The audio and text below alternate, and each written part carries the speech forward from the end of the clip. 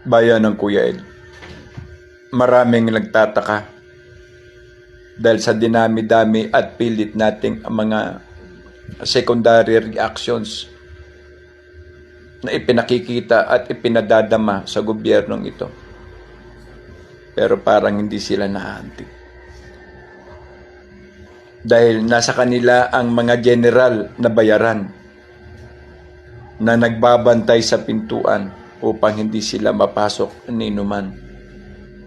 Ninumang mga may tangan ng katuwiran at dangal sa kapakanan ng bansa at ng taong bayan.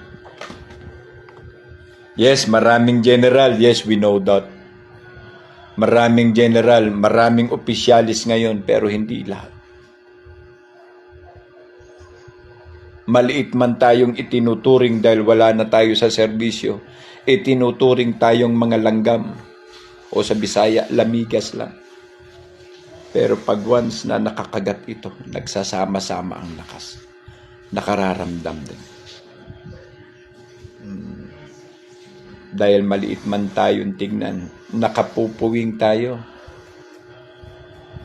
Bayan, wag po kayong mawala ng pag-asa. Dahil mahirap pong ikwento ang bawat sandali sa kung ano ang mga susunod na pahina o susunod na hakbang, dahil na rin sa maraming asong nagkakalat ngayon ng mga bayaran para mapanatili at ika nga ay matuldukan ang mga katulad namin. Pero nagkakamali po sila, bayan. Sa libo-libo man ng mga bayaran, mga baser, hindi nyo po kami kayang maantig.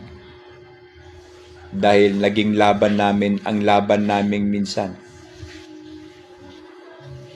Ngunit hindi namin inatrasan. Ika nga, wag nyo kaming maliitin dahil sabi niya nga, mga wala na kami sa serbisyo. Our duty is not performed by uniform only. Our duty performed with courage, loyalty, and dignity.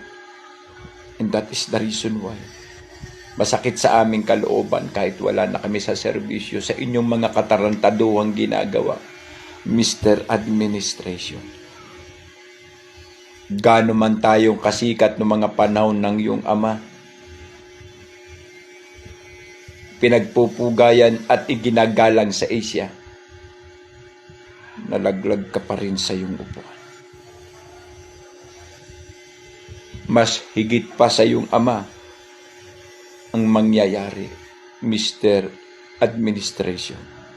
10 ng iyong mga inutil at mga gunggong na kroni.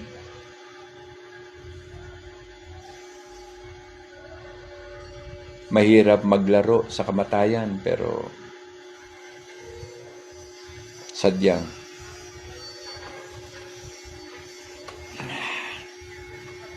hindi na maiiwasan.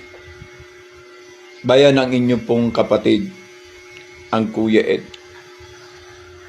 ay nagbibigay ng positibo at tamang pag-asa na sa bawat hinagpis na meron tayo, may sukli ang bawat ito.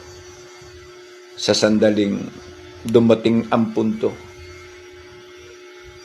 huwag po kayong magdalawang isip na makidaupalad, sapagkat ang tunay na may kapangyarihan sa ating republika at bansa, walang iba kundi kayo, ang taong bayan, ang tinig na nagkakaisa, binibigkis para sa katotohanan at pawang katotohanan. Lalaban po tayo para sa ating mga mahal sa buhay at sa kinabukasan ng ating mga anak. Huwag ko kayo mag-alala, pagsubok lang yan, and we will carry it for the best things that our life can give. Marami pong salamat. Lagi po kayong tumunghay. Ang panawagan ay laging nakaabang. ang Kuya Ed TV po.